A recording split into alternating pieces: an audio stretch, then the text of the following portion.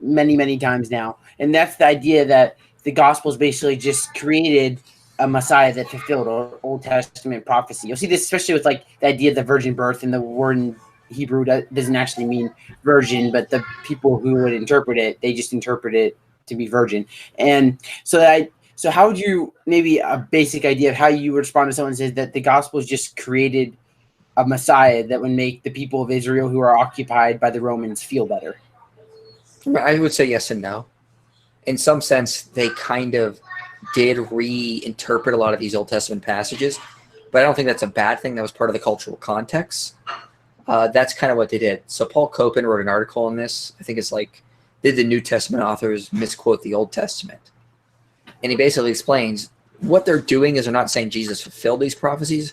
They're speaking of Jesus as he sort of reenacted the Old Testament. So think of a very obvious example. Him going into the wilderness for 40 days is a reenactment of wandering in the wilderness for 40 years. So his baptism is, of course, a reenactment of crossing the Red Sea.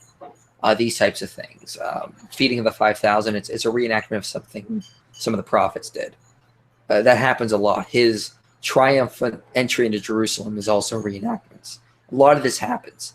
And so they just sort of looked through the Old Testament and just found comparisons to make. And so see that we can compare this to Jesus did. So you have to think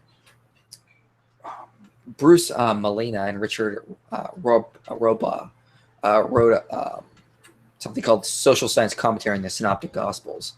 And this is one of the things they note is that a lot of times the gospel authors will look at things in the Old Testament and they go, or they'll look at things in Jesus that Jesus did, and they'll go, what can I compare this to into the Old Testament?